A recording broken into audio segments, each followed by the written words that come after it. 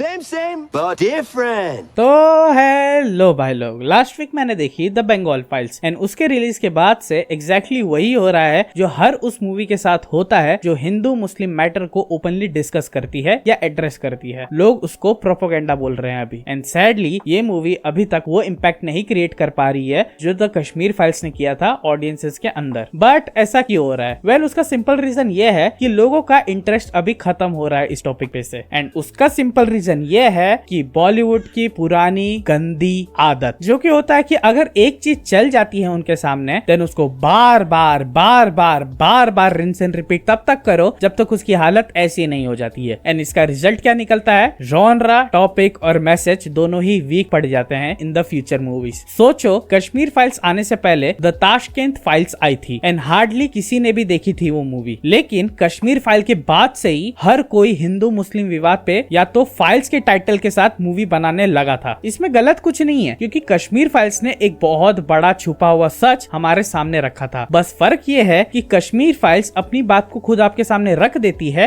And then आपको decide करने देती है कि क्या सही है और क्या गलत, एंड आपको क्या मानना है एंड क्या नहीं। वहीं बाकी की मूवीज एंड स्पेशली वो मूवी जिसके आगे मैं बात करने वाला हूँ, वो आपके सामने प्लेट रखती है, आपकी गर्दन पकड़ती है एंड इतने तेज से अपना मैसेज आपके मुंह में ठूसती है कि आप उसे चबाते ही समझ जाते हो कि आप खा रहे हो प्रोपोगंडू। क्या बोला तूने? गाडू। ये पैटर्न सबसे पहले क्लियरली शुरू हुआ था द केरला स्टोरी से, और मुझे ये मूवी जरा पसंद नहीं आई थी फॉर ऑब्वियस रीजंस। एंड उसमें से एक ऑब्वियस रीजन ये है कि ये इतना हार्ड ट्राई करती है कश्मीर फाइल्स बनने का इंस्टेड ऑफ अपनी खुद की कहानी बोलने के, कि ये हर एक एस्पेक्ट में फेल हो जाती है। एंड प्रॉब्लम ये नहीं है कि ये कश्मीर फाइल्स बनने का ट्राई कर रही है, प्रॉब्लम ये है कि ये इतने गलत आइडिया से कश्मीर फाइल्स बनने का ट्राई कर रही है कि वो बहुत बुरा लगता है देखने को। तो लेट्स सी दोनों में डिफरेंस क्या क्या है। सबसे पहला topic difference, Kashmir files deals with the genocide of Kashmiri pandits, Kerala story deals with the love जिहाद। दोनों में ही मुस्लिम कम्युनिटी को हिंदुओं पे अत्याचार करते हुए दिखाया गया है जो कि इंडियन हिस्ट्री का एक बड़ा सच भी है। It's a very real part of Indian history. But still ऐसा क्यों है कि कश्मीर फाइल्स एक ऐसी पिक्चर है जो दोबारा देखी नहीं जा सकती क्योंकि वो देखी जाती ही नहीं है पिक्चर, एंड केरला स्टोरी इसलिए दोबारा देखी नहीं जाती है क्योंकि वो देखने लायक पिक्चर ही नहीं है। वेल, अगर इस बात को एक लाइन में मुझे बोलना हो तो मैं बस इतना ही बोलूंगा कि कश्मीर फाइल्स देखते टाइम हर सीन आपको अंदर से फील करवाता है कि यार ये कितना अत्याचार हो रहा है इन मासूमों पे। वहीं on the other hand Kerala story देखते टाइम हर सीन बाहर से आपको बोलता है देखो कितना अत्याचार कर रहे हैं ये लोग, देखो सालो देखो, मतलब टोटली स्पून फीडिंग। एंड इसके दो मेन रीजन है। कश्मीर फाइल्स कभी भी पूरे मुस्लिम कम्युनिटी को टारगेट नहीं करती है, वो बस दिखाती है उन लोगों को जिनका ब्रेन वॉश किया गया है, उनके आका, गुरु या टीचर, नहीं सॉरी, गुरु तो इनके होते नहीं है, आका ही होते हैं इनके टीचर, तो यस, इनके आका के थ्रू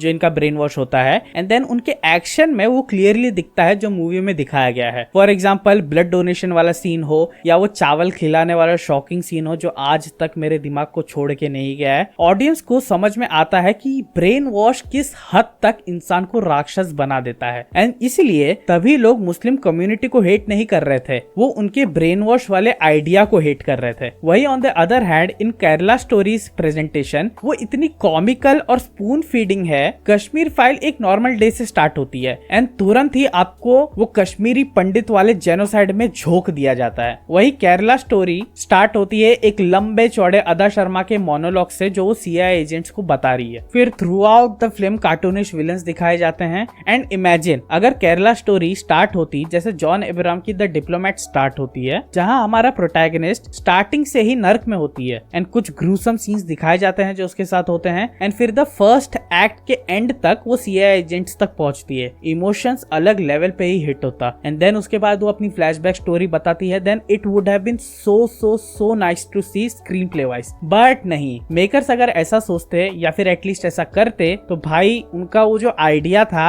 हेट इमोशन बेचने का वो कैसे चलता। एंड ऑलमोस्ट हर सीन में मुस्लिम्स इतने कार्टूनिश विलन्स दिखाए गए ना कि मैं क्या बोलूं। उनकी कॉलेज फ्रेंड जो कन्वर्ट करने वाली होती है, फिर वो जो मुस्लिम लड़के साउथ इंडियन फिल्म के गुंडों की तरह जाके एक विक्टिम लड़की का घर जलाते हैं। मैं ये नहीं बोल रहा हूँ कि ऐसा कभी हुआ नहीं होगा, ऑफ कोर्स हुआ होगा, पर दिखाने का तरीका इतना कार्टूनिश है ना कि आपका मोटिव समझ में आ जाता है, जो कि है newly open Hindu audience market को टारगेट करना फॉर कैश ग्रैब। एंड ये बात मैं हवा में नहीं बोल रहा हूँ, इसका एक एग्जांपल भी दे सकता हूँ मैं। मूवी में एक सीन है जहां अदा शर्मा का कैरेक्टर बोलता है कि टोटल 32,000 हिंदू गर्ल्स हर साल सीरिया और यमन में मर के दफन हो जाती हैं लव जिहाद के चलते। एंड एक्चुअल में केरला के देन सीएम ओमन चंडी ने एक रिपोर्ट पेश की थी केरला लेजिस्लेटर के सामने, जिसमें लिखा था कि 2006 से 2012 तक टोटल 7,713 लोग इस्लाम में कन्वर्ट हुए हैं, जिसमें से मेजॉरिटी ऑफ कोर्स हिंदू लड़कियां हैं, और ईयरली टोटल 2800